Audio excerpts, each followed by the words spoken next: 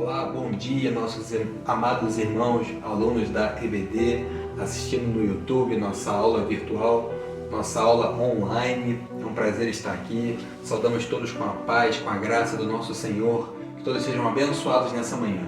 Vamos dar continuidade na nossa revista. Você que está com a sua revista física ou no PDF, pode acompanhar conosco. Nós temos aqui a nossa revista, a nossa projeção de slides, a mesma que vai ser feita na aula, que está sendo feita agora na aula, está aqui conosco também, nesta TV. Eu queria dizer que tem sido muito bom, enriquecedor, estudarmos esse tema e falar de chamados para ser santos, um estudo em Romanos. Nós temos também, eu queria encorajar todos a fazer o download do nosso material em PDF, quem não fez ainda, e acompanhar o material que nós temos da Convenção Batista Fluminense, da revista Palavra e Vida, de materiais online. Tem no Spotify, tem no YouTube, tem muito material também para quem deseja aprofundar. Então aqui está uma imagem mostrando como isso. Hoje nós vamos para a lição 9, o zelo que ignora. Você que está acompanhando a revista, é a página 44. Nós temos essa lição 9 que nós vamos avançar nesse tema. Tem aqui uma outra imagem que mostra exatamente o que está na revista. O que está na revista fisicamente é essa imagem. Olha essa imagem e pensa no que isso significa para você. É uma pessoa aqui com os olhos vendados. O que significa olhos vendados? Cegueira, ignorância, não enxergar uma realidade, não entender alguma coisa, ter um pano, um tecido, um véu sobre o seu rosto, é alguma coisa que impede de atingir uma plenitude e ter a visão exata, a visão saudável do que está acontecendo. Então vamos entender, vamos chegar até o que essa lição quer nos transmitir e nos fazer entender nesse momento. Novamente aqui as ferramentas que nós temos com esse material: Google Podcast, Deezer, Spotify, YouTube, material preparado com muito carinho. Queria fazer uma recapitulação, recapitulando as nossas lições até agora. Começamos na lição 1. Nós vimos que o Evangelho segundo Paulo, a carta de Romanos é também chamada de Evangelho segundo Paulo. Por quê? Porque ela traz um resumo do que é a salvação, do que é a justificação, o novo nascimento. Essa boa notícia que nós temos, que é o Evangelho, Evangelion no grego, é exatamente o que Paulo coloca numa forma de ensinamento, uma epístola que estava indo para uma igreja, uma forma de ensiná-los, orientá-los. Acabou sendo um tratado, uma espécie de teologia sistemática sobre salvação, justificação, todas essas questões. A queda, a necessidade de um Salvador, a função da lei, tudo isso. Então Paulo faz esse ordenamento que se tornou precioso por toda a história da igreja, por séculos e séculos, nos orienta, nos ensina como algo certamente inspirado por Deus. Na lição 2, nós entendemos a insuficiência humana, aquele versículo super clássico de Romanos 3:23, porque todos pecaram e carecem da glória de Deus, da graça de Deus, ou destituídos estão da glória de Deus. O ser humano por si só não tem capacidade, não tem condição de atingir a salvação. O ser humano por si só tem uma natureza caída, contaminada pelo pecado, uma natureza depravada. O ser humano já nasce num ambiente pecaminoso, como diz o Salmo: eu nasci no pecado, e em pecado concebeu minha mãe. Ou seja, nós temos um histórico da raça humana que já vem com um bug, com um defeito de fabricação, já vem com um problema. E eu estava falando com uma pessoa nessa semana sobre algumas questões familiares, desafios de criação de filho, e eu falei para ela num tom de brincadeira, mas é uma realidade. Quando nós somos pais, nós entendemos bem a doutrina do pecado original. Nós vemos nossas crianças, filhos de meses de idade, e você não entende como é que ele chegou naquela sofisticação de manipulação. É porque já nascemos com a raiz do pecado, a semente do pecado. Então o ser humano é perdido por natureza. Ele está condenado e não há solução para isso. Aí que chega a boa notícia do Evangelho. Na lição 3 vimos a suficiência de Jesus. Como Jesus é suficiente para nos salvar, nos resgatar. E aí que entra o Salvador. Graças a Deus por isso. Entra o nosso Redentor. Entra aquele que nos deu nova vida. Aquele que nos fez, nos reconciliou com Deus. Aquele que nos levou a uma nova condição. Que é a lição seguinte. Por causa da suficiência de Jesus, porque nós estamos em Cristo, porque nós nascemos de novo, por Ele nós podemos receber o Espírito Santo, e dessa maneira nós temos uma nova condição humana. Eu tive o privilégio de dar essa aula, falar um pouco de quem nós somos em Cristo. Você é nova criatura, você é mais que vencedor, você tem N atributos que eu poderia citar aqui por horas a fio, que a Bíblia coloca quem nós somos, mas lembrando, é em Cristo, é por causa de Jesus. Se fosse por nós mesmos, não seríamos absolutamente nada disso. Nós seríamos a escória. Mas por causa de Jesus Cristo, Ele em nós, Cristo em nós, a esperança da glória, nos leva a esse patamar em que nós temos uma nova condição. Glória a Deus, graças a Deus por isso. Depois entendemos que existe um morrer para viver, uma jornada, uma vida cristã, em que você toma a sua cruz e segue a Cristo, renunciando o mundo, renunciando o pecado, buscando a santificação, e você escolhe morrer para viver. Depois, Romanos segue, e a nossa revista segue um roteiro muito parecido com o do livro de Romanos.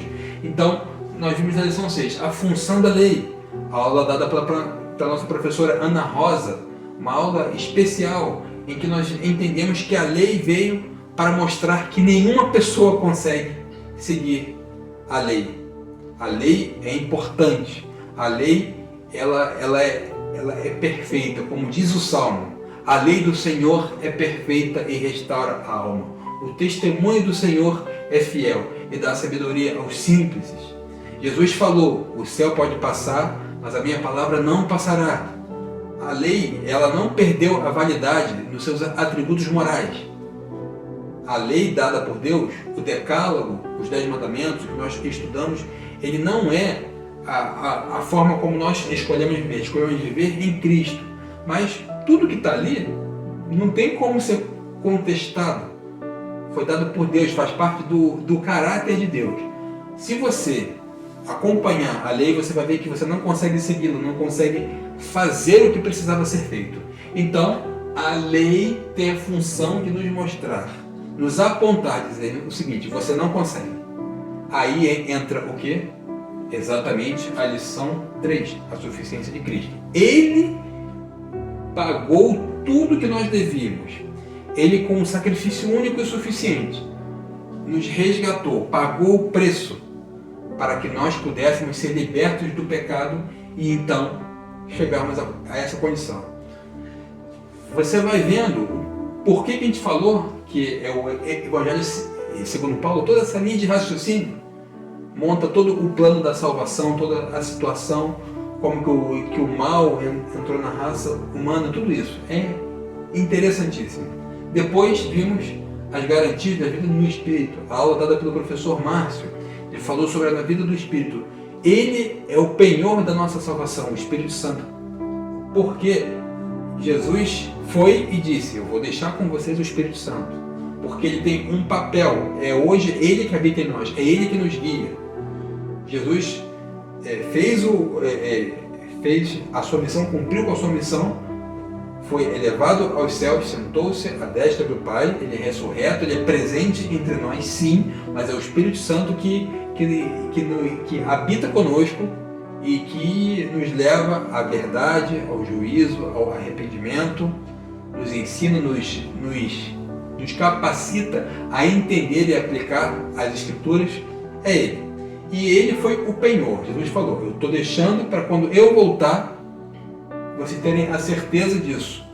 Então eu vou voltar para buscar. Eu mesmo vou voltar para buscar. Por isso que nós temos as garantias de uma vida no Espírito. E essa vida no Espírito também nos faz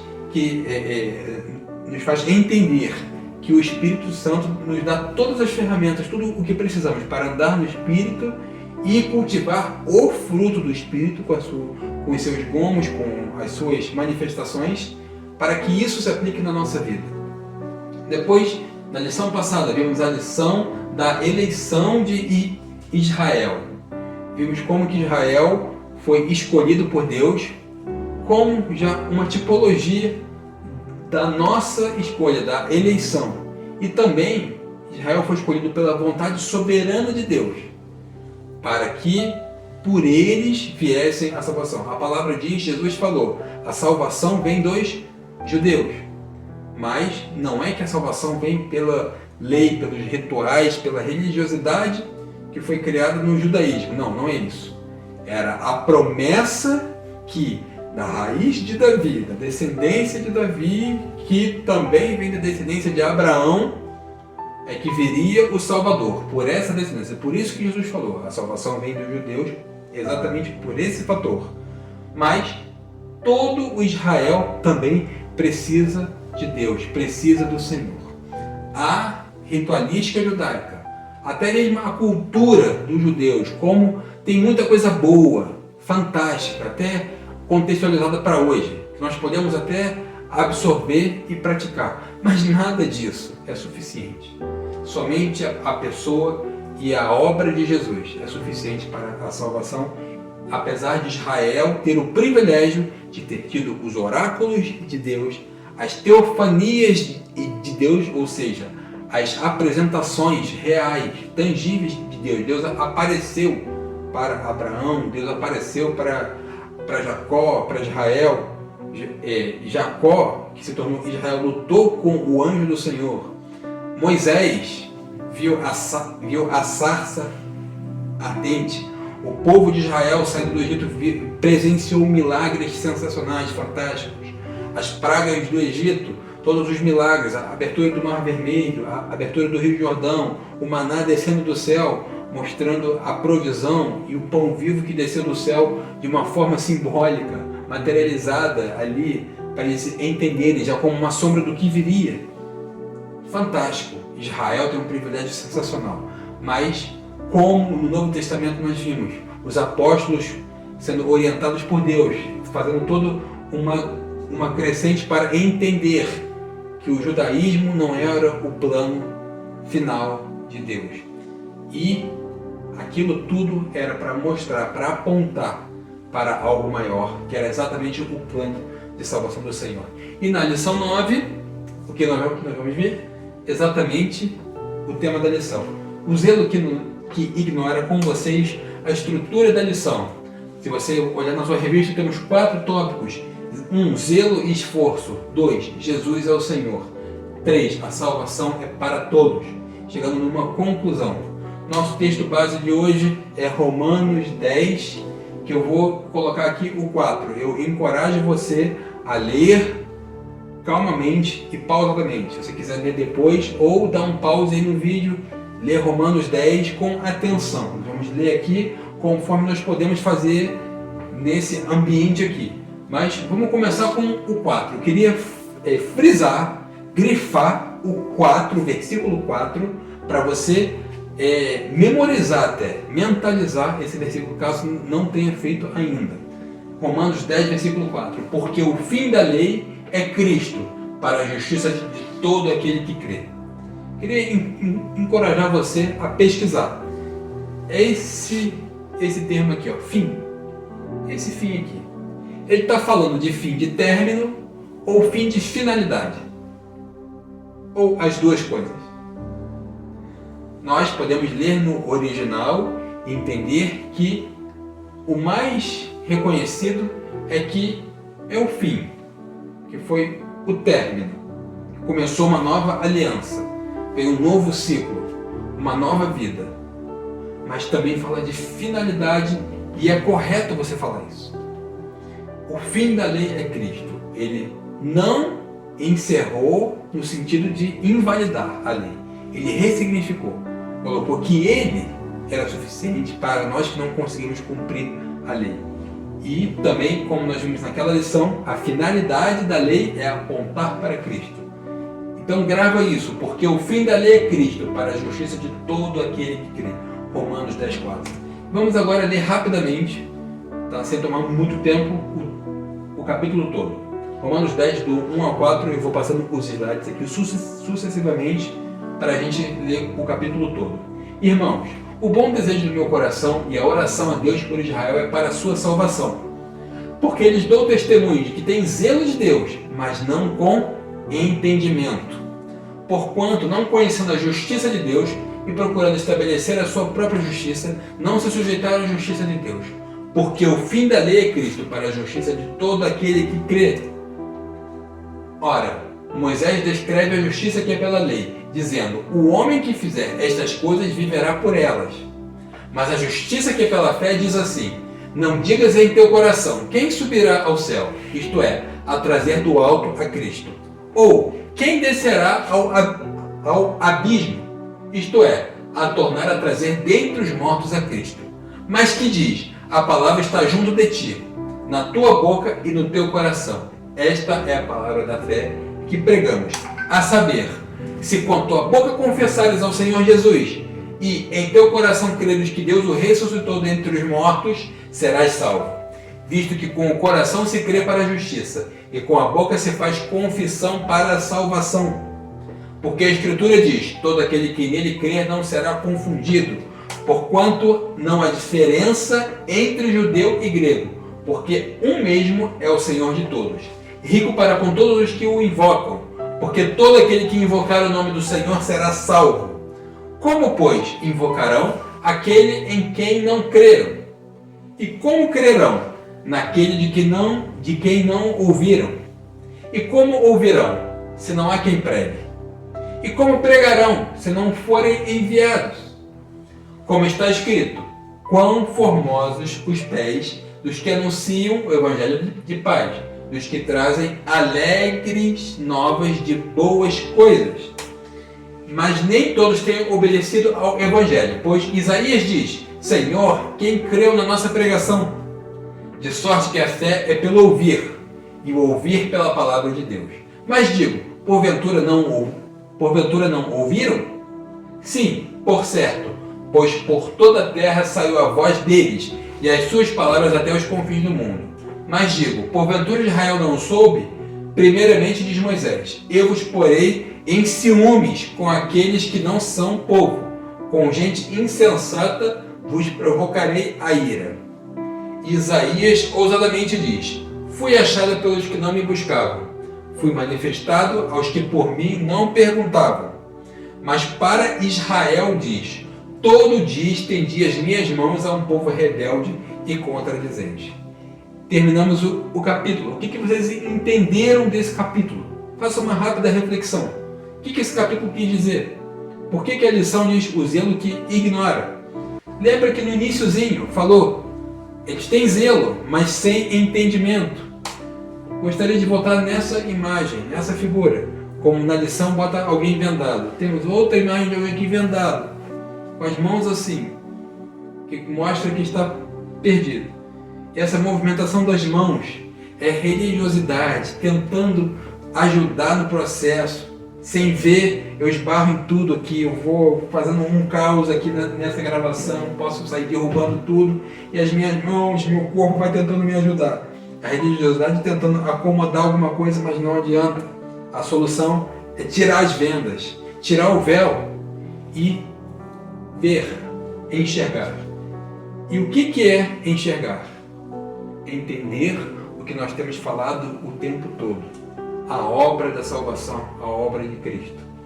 Vamos entender aqui então os erros de viver no legalismo. Tem basicamente dois erros que estão descritos aqui. Primeiro, achar que Deus nos deve algo. Tem gente que coloca situações e até questiona a Deus. Pessoas se decepcionam com Deus muitas vezes porque esperam receber algo em troca.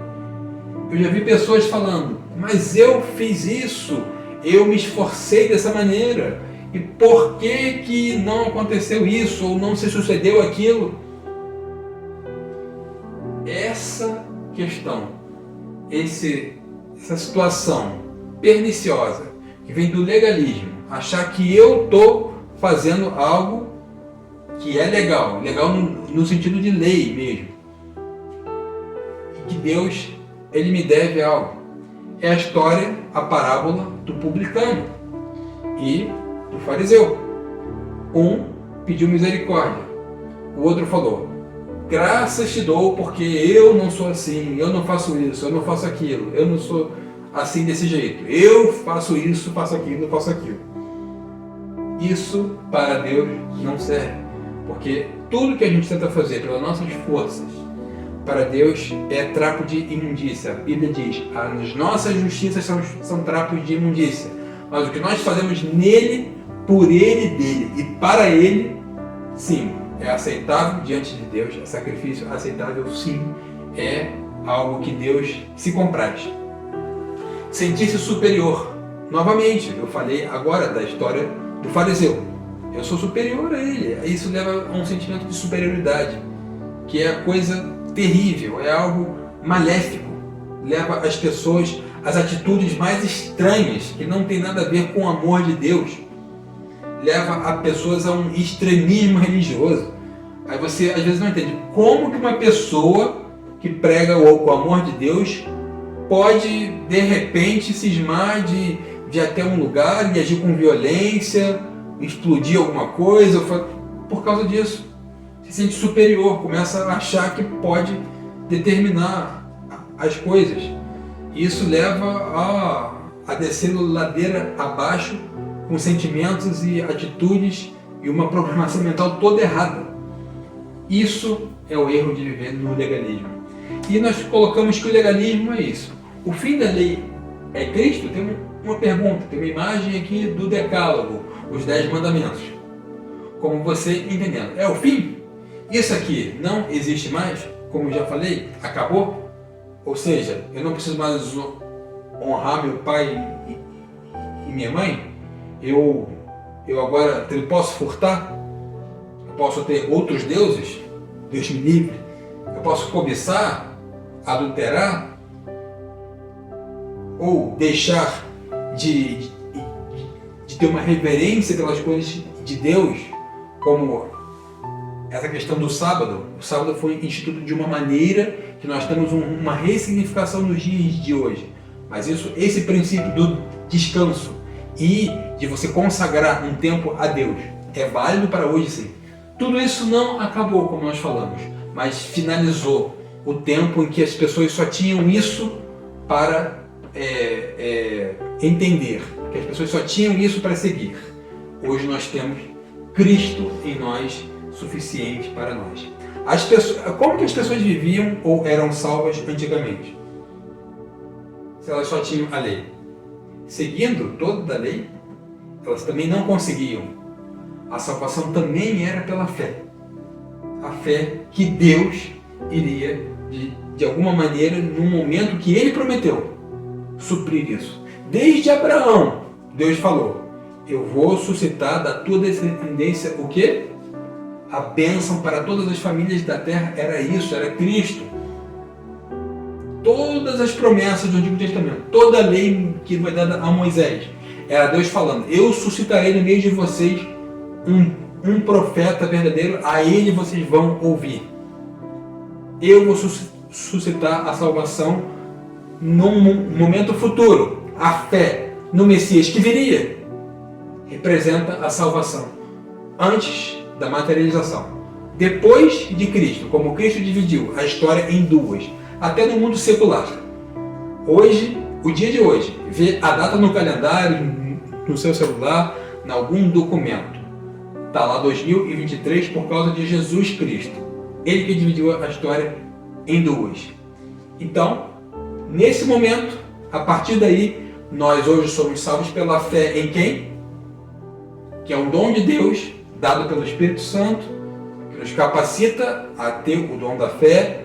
E então somos regenerados naquele momento, somos salvos, refeitos, nós passamos a ter a essência de Deus dentro de nós, através da pessoa do Espírito Santo, passamos a ter um relacionamento com Deus de verdade, somos reconciliados com Ele, por causa da fé no Messias que veio. Antes era do que viria, agora é do que veio. Então, Novamente, nosso versículo aqui podemos considerar como tema: o fim da lei é Cristo. Romanos 10:4. Tanto o fim de inaugurou uma nova era, quando um ciclo termina, outro começa. Temos a nova aliança começando exatamente aqui, ó, na cruz. Na sua morte e ressurreição, uma nova aliança foi perfeita. E a finalidade da lei que é apontar que a gente não consegue, que a gente precisa dele. Seguindo na temática da nossa revista, esse texto, esse capítulo é mais um de todos os que estão na Palavra de Deus, que chega a ser infinita nesse caso, para mostrar que Jesus é o Senhor. Senhor, no grego, era Kyrios, a palavra que está no original, no texto bíblico original é Kyrios. Kyrios tem duas vertentes, tem dois significados, duas ramificações. Para o gentio, ou seja, aquele que era, digamos, o do grego, era a palavra para senhor ou imperador. Aqui saiu imperadora, desculpa, mas é o imperador. E outros deuses também, que eram comparados, que eram colocados num pé de igualdade muitas vezes, do panteão romano, eram colocados como senhor, era Deus, e o imperador era Deus. Para aquele povo, e alguns se autoproclamaram Deus. Então eles chamavam eles de Kyrios. Para o judeu, a palavra Kyrios era uma mera tradução, era a palavra grega para Adonai, o Senhor Deus. Deus se manifestou aos patriarcas de que maneira? No início, como Elohim. Num dado momento, como El Shaddai. A Moisés, ele trouxe um novo nome, que foi Yahvé. Eu sou o que sou. Mas a maior parte do patriarcado e da formação do povo de Israel, como Deus foi se revelando de forma progressiva, ele se apresentou como Adonai, o Senhor Deus. Adonai era o Senhor. Então, Kyrios, no Novo Testamento, é exatamente isso. Para aqueles que viviam na cultura da época, era o imperador, era aquele que tinha o total controle e comando. E a Bíblia coloca Jesus como Kyrios exatamente para dizer: todos os imperadores morreram, eles passaram, foram falhos e foram efêmeros na história da eternidade. 20, 30 anos de um reinado, de um império, de um comando, de um tempo. Alguns nem foram isso. Teve imperador que ficou por um ano, por meses até. Foram extremamente efêmeros. O único que é o Senhor, eterno, que tem o controle, o domínio, a soberania de todo o universo, é o Senhor Jesus. É o nosso Deus. Manifesto nas três pessoas da Trindade, mas na pessoa de Jesus, que foi coroado e colocado com toda a autoridade no céu e na terra. Então, entenda que Jesus é o Senhor. E nós podemos seguir em Romanos 10:9, como nós lemos, esse texto aqui, que nos coloca uma preciosidade, nos coloca uma condição para a salvação. Não que seja isso, mas isso é um reflexo. É algo que acontece necessariamente de alguém que foi resgatado e regenerado.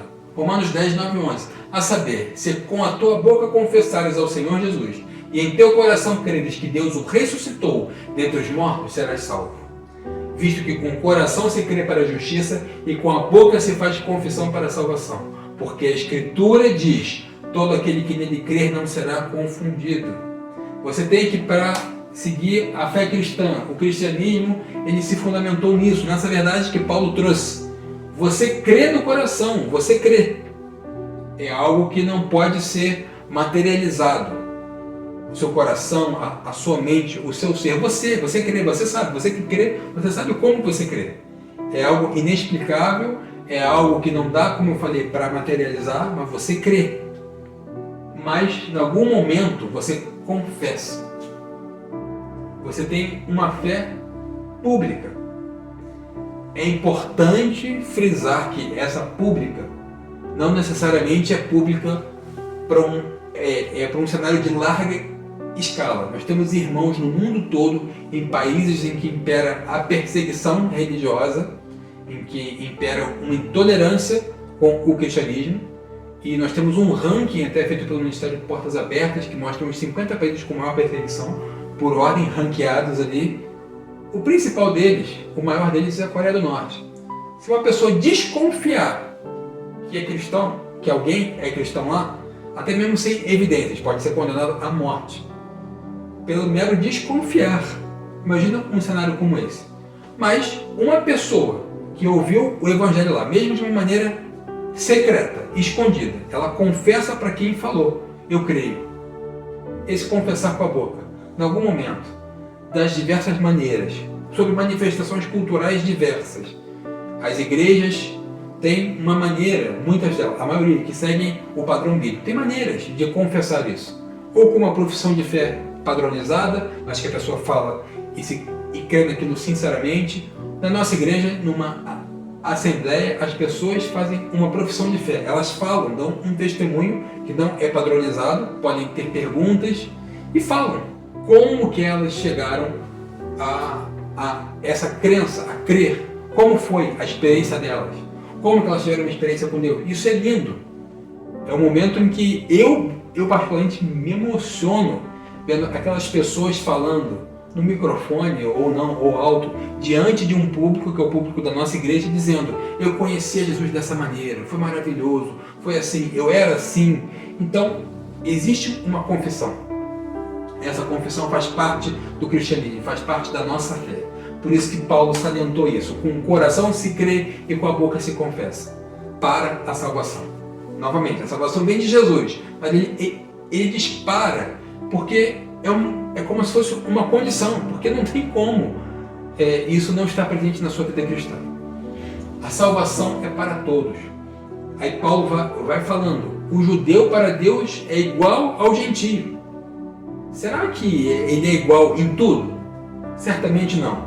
Nós ainda temos um povo escolhido. Eles não deixaram de ser o povo escolhido de Deus. Até um certo momento, a propriedade peculiar do Senhor. O seu pequenino rebanho, apesar de serem milhares, milhões de pessoas, como Deus disse para Abraão, sua descendência não vai poder nem se contar, já em momentos antes de Cristo, era um povo gigantesco que não se podia contar, e Deus chamava de pequenino rebanho de propriedade peculiar. Porque é o povo escolhido. Ainda é. Nós temos que orar por eles, orar pela salvação deles. Orai pela paz de Jerusalém, sejam prósperos os que te amam. Nós precisamos sim amar o povo de Israel. Não é colocar elementos judaizantes na nossa fé cristã, na nossa expressão comunitária de culto, como alguns fizeram erroneamente. Não é isso.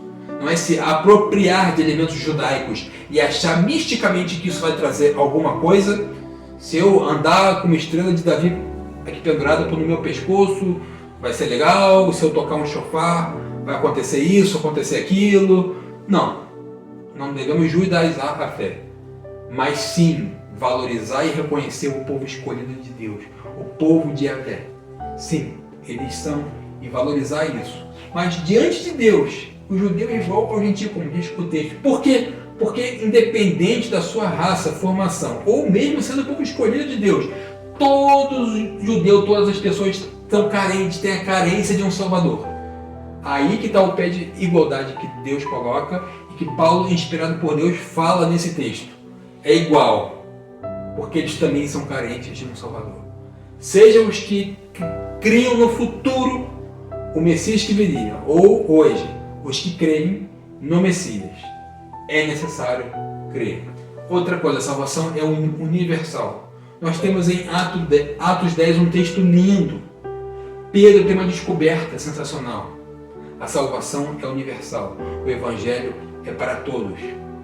Pedro e grande parte dos apóstolos tinham uma atitude de não querer que o Evangelho fosse para os gentios. Achavam que era pregação e a salvação seria ali para os judeus. O que eles viram, o ministério de Cristo, a morte de Cristo, a ressurreição dele, tudo que eles testemunharam, de forma ocular, inclusive. Eles achavam que era para o povo somente de Israel. É bem verdade que Jesus falou, vão primeiro nas ovelhas de Israel, mas ele disse isso ainda no seu ministério terreno. E sim, ele colocou, vocês vão ser minhas testemunhas primeiro em Jerusalém, depois na Judéia, Samaria até os confins da terra.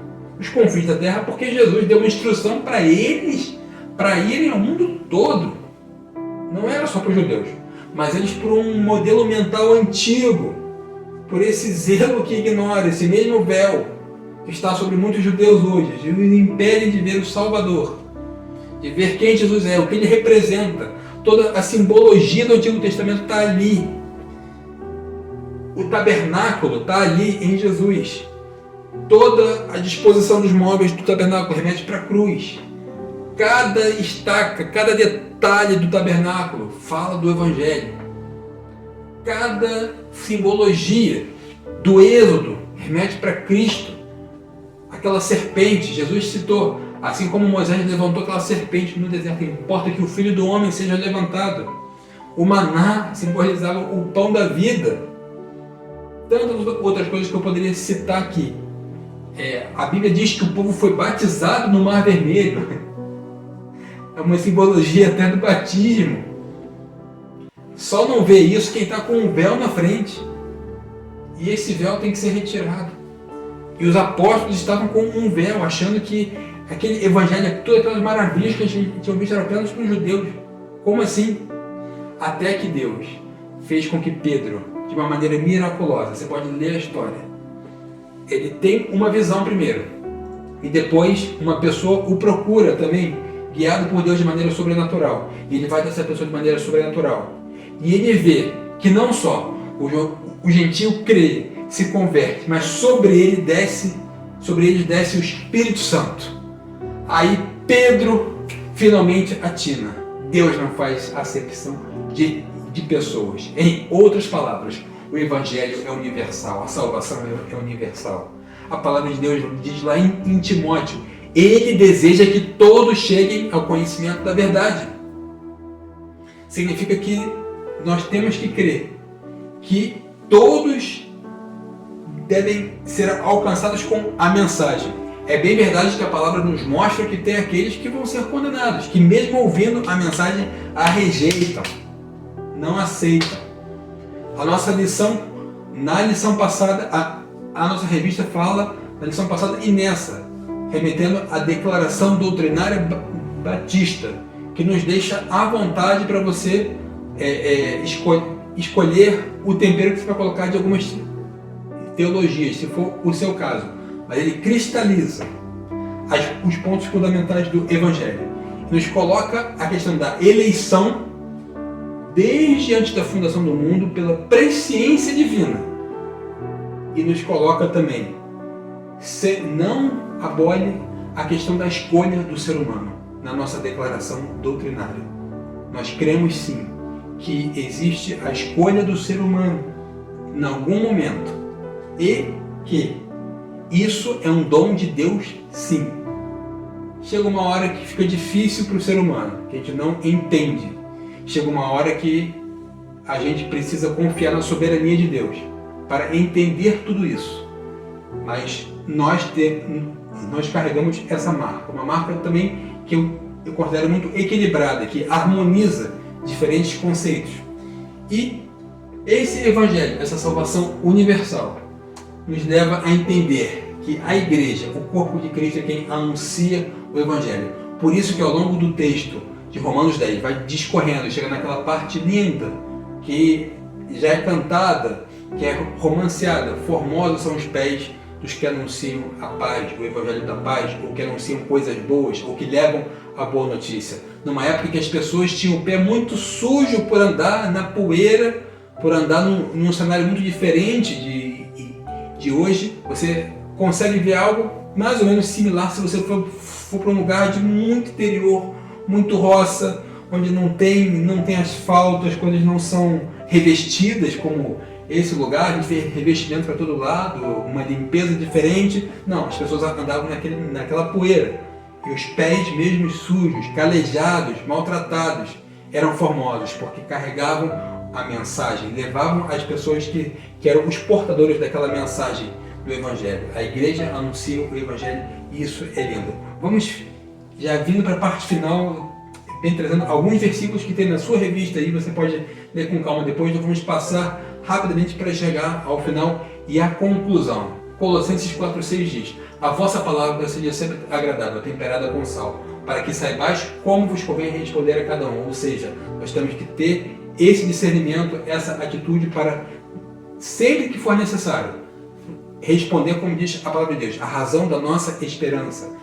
Sempre estarmos aptos, da maneira mais simples que seja, por mais difícil, por mais que seja inibido, não consiga falar bem ou bonito, mas saber responder qual que é a razão da sua fé, qual que é a sua experiência com Deus. Em 1 Pedro 3,15 e 16 diz: antes, santificai ao Senhor Deus em vossos corações, e estáis sempre preparados para responder com mansidão e temor a qualquer que vos pedir a razão da esperança que é em vós, tendo uma boa consciência para que naquilo em que falam mal de vós, como de malfeitores, fiquem confundidos os que blasfemam do vosso bom porte em Cristo. Novamente, você está sempre apto, preparado, de alguma maneira tendo a atitude de falar desse evangelho, dessa fé, dessa maravilhosa graça que te alcançou, te transformou. João 15, 14 e 15: vós sereis meus amigos se fizerdes o que eu vos mando. Já vos não chamareis servos, porque o servo não sabe o que faz o seu senhor, mas tenho-vos chamado amigos, porque tudo quanto ouvi de meu Pai vos tenho feito conhecer. Deus nos reconciliou, nos levou a sermos amigos de Deus. Esse texto nos coloca isso de uma maneira muito clara. Atos 7, 54 ao 60. Conta aqui a história de Estevão. Você pode ler depois com calma. Eles apedrejaram Estevão, que dizia: Senhor Jesus, recebe o meu espírito. E pondo-se de joelhos, clamou com grande voz: Senhor, não lhes imputes este pecado. E tendo dito isso, adormeceu. Estevão e os mártires, eles visualizaram algo que nós estamos falando aqui sem cessar, de uma maneira especial. Vou colocar também outro texto que você pode ficar como dever de casa, que é um texto maiorzinho, Atos 9, 1, 19. Nossa revista coloca nesse terceiro tópico esse texto como explicativo. Atos 9, antes de Atos 10, que eu cito Pedro, é a situação de Paulo, Saulo, a conversão dele. Leia sobre isso. 1 João 4,18: sabemos que todo aquele que é nascido de Deus não peca, mas o que de Deus é gerado conserva-se a si mesmo, e o maligno não lhe toca. Ou seja, você não peca, não é porque você nunca mais vai pecar, não é porque você foi transformado de uma maneira miraculosa e você não está sujeito a esse mundo, a sua velha criatura também, aquele velho homem, como foi dito na aula do irmão Márcio, do professor Márcio, uma música que diz: eu luto contra a minha natureza antiga, o velho homem. Se dissermos que não temos pecado, nós já estamos pecando porque estamos mentindo. Está lá em 1 João também. Mas quando você é nascido de Deus, você anda no Espírito. Quando você está andando no Espírito, você não vai pecar, porque você está conectado com o trono de Deus, com a graça de Deus. Hebreus 10, 19 e 22 também coloca como Jesus Cristo foi o verdadeiro sumo sacerdote. O sumo sacerdote que se compadece de nós e nos levou a essa expiação suficiente. 1 Coríntios 15, 14 diz: e se Cristo não ressuscitou, logo é vã a nossa pregação, e também é vã a vossa fé. Foi aquilo que nós falamos. Se crê na ressurreição, se crê no sacrifício de Jesus e na ressurreição. Na redenção nós temos o perdão, na ressurreição nós temos a vitória. É isso que nos motiva e que nos leva à fé cristã verdadeira. Como nós falamos da soberania de Deus, esse texto de Isaías coloca: vós tudo perverteis. Isaías 29:16. Como se o olheiro fosse igual ao barro, e a obra dissesse do seu artífice: não me fez, e o vaso formado dissesse do seu olheiro: nada sabe. Como nós falamos, na lição passada foi dito: pela soberania de Deus, Jacó foi eleito, diferente de Esaú. E Paulo coloca uma tipologia para que nós hoje também temos eleitos e não eleitos. Pela presciência divina, ele já sabia quem seriam os eleitos e os não eleitos. Por isso que Isaías coloca: nós não devemos questionar tudo que Deus fez ou da maneira que Ele fez, porque Ele é soberano, Ele é o Senhor, Ele que é o o oleiro, nós apenas o barro. Joel 2,32 coloca: e há de ser que todo aquele que invocar o nome do Senhor será salvo, porque no Monte Sião e em Jerusalém haverá livramento, assim como disse o Senhor, e entre os sobreviventes aquele que o Senhor chamar. Ou seja, já em Joel, já profetizando como que a salvação viria, como que seria para uma invocação, para uma questão gloriosa. Gênesis 12:13 diz: dize, peço-te que és minha irmã, para que me vá bem por tua causa, que viva a minha alma por amor de ti. Está na última página da lição. Está mostrando como que o Abraão, o pai da fé, também teve os vacilos dele, os erros dele, para a gente finalizar esse último texto que a revista coloca e aborda para nós entendermos que desde Abraão até o pai da fé errou, falhou, precisou de um Salvador. Errou ao aceitar a proposta de Sara em ter um filho com Agar, apesar de também ser um plano de Deus. Na sua grandiosa presciência, ele já sabia que um povo seria formado, faz parte do plano divino. Deus, como diz o irmão Jorge, Deus nunca foi pego de surpresa. Ele já tinha, na sua infinita sabedoria, tudo isso determinado, na sua presciência. Então, Abraão, o pai da fé, precisou da misericórdia de Deus. Precisou crer em Deus. E isso lhe foi imputado por justiça. Não a justiça dele, mas a justiça do crer em Deus. Crer no Messias que viria. E essa fé justificou Abraão. E nós somos justificados por fé. Como diz no profeta, o justo viverá por fé. É nessa fé que nós seguimos. É com essa fé que nós não ficamos vendados, mas nós observamos. E podemos sim ter zelo pelas coisas de Deus, mas não um zelo que ignora, mas um zelo que transforma. Graças a Deus por isso. Finalizo com essa imagem aqui, dos pés. Como nós falamos, dos formosos pés que levam o Evangelho. Que tenhamos sempre um olhar para isso, para o Evangelho, para o avanço do reino de Deus, através disso. Também colocamos João 16, 7-11. Como Jesus falou, que vivamos de acordo com esse penhor do Espírito. João 16, 7-11. Todavia digo-vos a verdade, que vos convém que eu vá, porque se eu não for, o Consolador não virá a vós. Mas quando eu for, vou-lo enviarei. E quando ele vier, convencerá o mundo do pecado, da justiça e do juízo. Do pecado, porque não crê em mim. Da justiça, porque vou para meu Pai, e não me vereis mais. E do juízo, porque já o príncipe desse mundo está julgado. Ou seja, é o Espírito Santo que nos leva a essa verdade, que nos convence disso, que nos leva a ter essa experiência com Deus e recebermos esse presente dado gratuitamente, que é a redenção dada por Jesus na sua entrega, na sua expiação, e a vitória que temos na ressurreição. E para finalizar mesmo, agora dizemos uma música que marcou uma geração no final da década de 80, início da década de 90. Alguns conhecem a música de Adhemar de Campos, que cita aquele versículo que nós começamos, o versículo que nós centralizamos, que nós grifamos, que nós enfatizamos. Porque o fim da lei é Cristo. E diz: porque o fim da lei é Cristo, para a justiça de todo que crê. A justiça que é pela fé no Filho de Deus. Eu estaria morto como cantor, mas eu canto com o coração essa verdade do Evangelho, a quem Deus ressuscitou para a nossa justificação. Aleluia! Grande salvação! Grande salvação!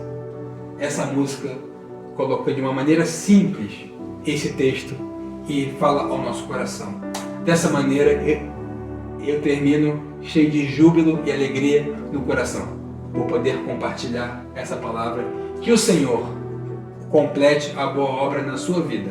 Eu não tenho capacidade de expor exatamente tudo, a infinidade, a riqueza das Escrituras.